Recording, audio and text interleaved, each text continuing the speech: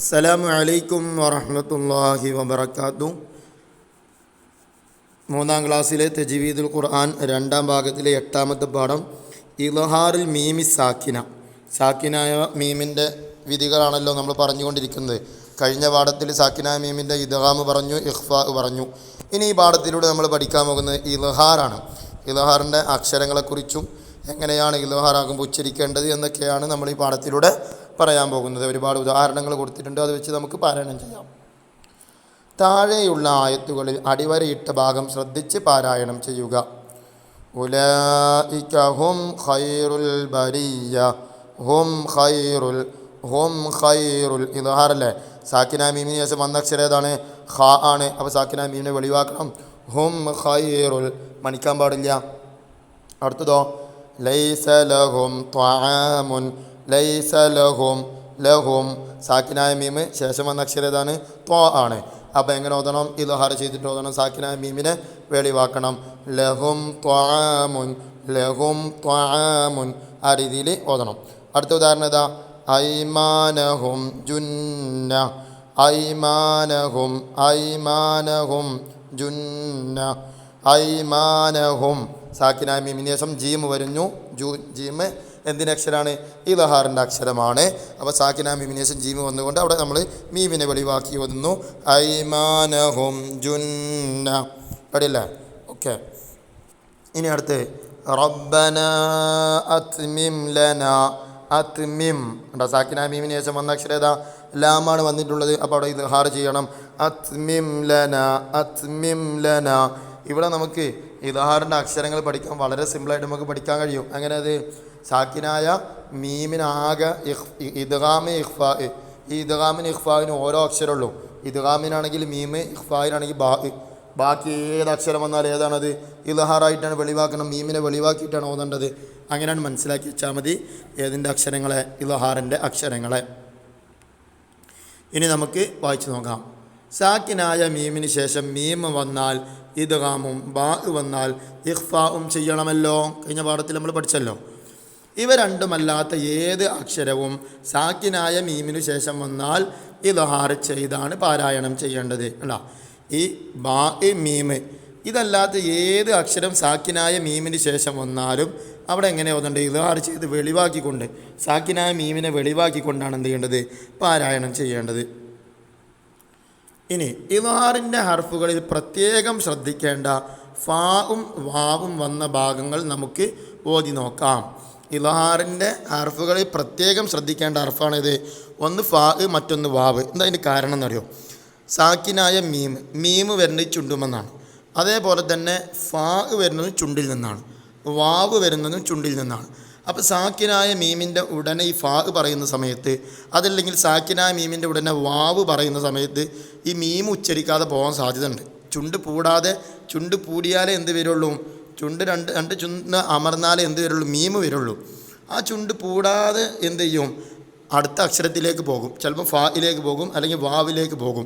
അങ്ങനെ പോയി കഴിഞ്ഞാൽ അവിടെ മീമ് നഷ്ടപ്പെട്ടു പോകും. ഖുർആനിലെ ഒരക്ഷരാണ്ട് പോകും. അപ്പോൾ ആ ഓത്ത് ശരിയാവില്ല. അപ്പോൾ അതാണ് പ്രത്യേകം ശ്രദ്ധിക്കാമെന്ന് പറഞ്ഞാൽ നമ്മൾ ഉദാഹരണം പറയുമ്പോൾ മനസ്സിലാവും.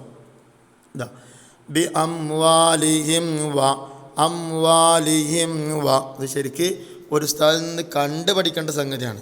ഉസ്താദിൻ്റെ ചുണ്ടിലേക്ക് നോക്കിയിട്ട് എങ്ങനെയാണോ പറയുന്നത് അവിടെ നോക്കി പഠിക്കേണ്ട, ആ രീതിയിൽ പഠിക്കേണ്ട സംഗതിയാണ് ഈ ഒരു വിഷയം. അംവാലിഹിം വ. മീമിന് പറയുമ്പോൾ ചുണ്ട് ഇങ്ങോട്ട് പൂടിയതിന് ശേഷം വാവ് പറയാൻ പാടുള്ളൂ. ഇല്ലെങ്കിൽ അവിടെ ഒരു അക്ഷരം നഷ്ടപ്പെട്ടു പോകും. അപ്പോൾ കൂട്ടി ഓതുന്ന സമയത്ത് ചിലപ്പോൾ എങ്ങനെ ഓതിപ്പോകും? അംവാലിഹിം വ ഹിം വ എന്ന് പറഞ്ഞാണ്ട് പോകും. ഈ കഴിഞ്ഞിട്ട് നേരെ വാവിലേക്കാണ്ട് പോകും. അങ്ങനെ ഓതിക്കഴിഞ്ഞാൽ മീം അവിടെ നഷ്ടപ്പെട്ടു പോകും. അതാണ് അവിടെ പ്രത്യേകം ശ്രദ്ധിക്കണം എന്ന് പറഞ്ഞത്. അടുത്ത് ഫാത്തിഹയിലുണ്ട് അങ്ങനത്തെ ഒരു സാഹചര്യം. അലൈഹിം വലദ്ദാലീൻ. അവിടെ ഉണ്ട് സാക്കിനായ മീമിന് ശേഷം വാവ് വരുന്നുണ്ട്. സാക്കിനായ മീമിനെ വെളിവാക്കിയിട്ടാണ് ഓതേണ്ടത്. മീമിൻ്റെ അതേ സ്ഥലത്ത് നിന്ന് തന്നെയാണ് വാവും വരുന്നത്. അപ്പോൾ അഥവാ മീമ് വിട്ടുപോയാൽ ഫാത്തിഹ ശരിയാകില്ല. ഫാത്തിഹ ശരിയായിട്ടില്ലെങ്കിൽ നമ്മൾ നിസ്കാരങ്ങളൊക്കെ ബാത്തിലാണ്. അപ്പോൾ അവിടെ പ്രത്യേകം ശ്രദ്ധിക്കണം. അലൈഹിം വ. നേരെ മറിച്ച് എങ്ങനെ ഓതരുത്? അലൈഹിം വ ഹിവ്വ എന്ന് പറഞ്ഞ് അലൈഹിം വാ എന്ന് പറഞ്ഞാണ്ട് പോവരുത്, ചുണ്ട് പൂടാതെ. എന്ത് ചെയ്യണം? ചുണ്ട് പ്രത്യേകം ശ്രദ്ധിക്കണം. ഇല്ലെങ്കിൽ ചുണ്ട് പ്രത്യേകം ശ്രദ്ധിച്ചുകൊണ്ട് അവിടെ പൂട്ടണം. ഇല്ലെങ്കിൽ ആ മീമ് നഷ്ടപ്പെട്ടു പോകും. അലൈഹിം വ, അലൈഹിം വ. ഇനി അടുത്തത് വലഹും ഫീഹ, വലഹും ഫീഹ, വലഹും ഫീ. ചുണ്ട് ഇങ്ങോട്ട് പൂടിയതിന് ശേഷം ഫാ പറയാൻ പാടുള്ളൂ. ചുണ്ട് പൂടാതെ പറഞ്ഞു കഴിഞ്ഞാൽ മീം അവിടെ നഷ്ടപ്പെട്ടു പോകും. അടുത്ത് വഹും, വഹും ഫീഹ, വഹും ഫീഹ, വഹും ഫീഹ.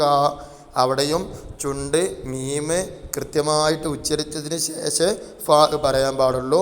അതുകൊണ്ടാണ് ഫാഇൻ്റെ സാക്കിനായ മീമിന് ശേഷം വരുന്ന വാവ് ഫാ ഇവിടെ പ്രത്യേകം ശ്രദ്ധിച്ചു കൊണ്ടായിരിക്കണം ഇദ്ഹാർ ചെയ്യേണ്ടത് എന്ന് പറഞ്ഞത്.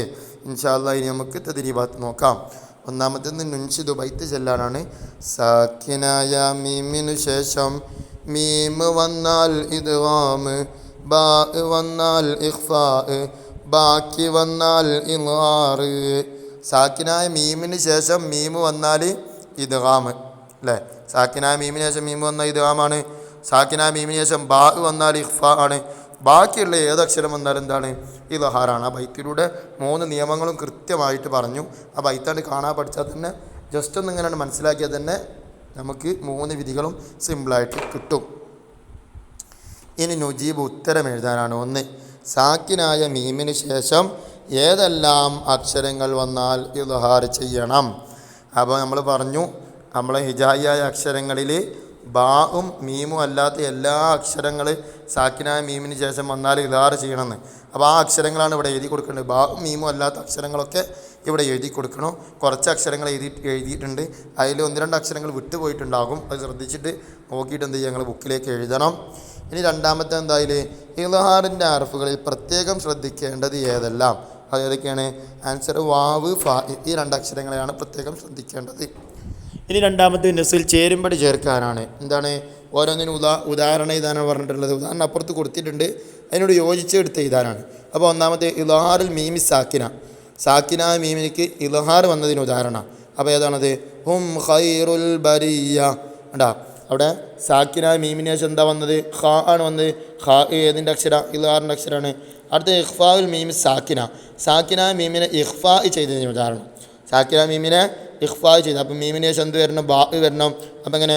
തർമീഹിം ബിഹിജാറത്തിൻ, അതാണ് അവിടെ എഴുതി കൊടുക്കേണ്ടത്. അടുത്ത ഇദ്ഗാമുൽ മീമി സാക്കിന, സാക്കിനായ മീമിന് ശേഷം മീമ് വരണം, അപ്പോഴുള്ള ഇദ്ഗാം ഉണ്ടാവുക. അതിൻ്റെ ഉദാഹരണം ഇങ്ങോട്ട് എടുത്ത് ചെയ്താ ഫീ ഖുലൂബിഹിം മറളുൻ, ഖുലൂബിഹിം മറളുൻ. സാക്കിനായ മീമിന് ശേഷം എന്ത് വന്നു? മീമ് വന്നു. ഇനി മൂന്നാമത്തെ തഖ്സീസ്. 1 നഖ്റ സൂറത്തുൽ ഖിയാമ വ നക്തശിഫു മിന്ന അഹ്വാലുൽ മീമി സാക്കിന. സൂറത്തുൽ ഖിയാമ പാരായണം ചെയ്തിട്ട് സാക്കിനായ മീമിൻ്റെ വിധികൾ പ്രത്യേകം ശ്രദ്ധിച്ച് പാരായണം ചെയ്യാനാണ് പറഞ്ഞത്. രണ്ടാമത്തെ എന്താ? നഹ്ഫദു ദുആ ബഅദൽ അദാനി വൽ ഇഖാമത്തി, വാങ്കിൻ്റെയും ഇഖാമത്തിൻ്റെയും ശേഷം, വാങ്കിൻ്റെയും ഇഖാമത്തിൻ്റെയും ശേഷമുള്ള ആ ദുആ കാണാതെ പഠിക്കാനാണ്.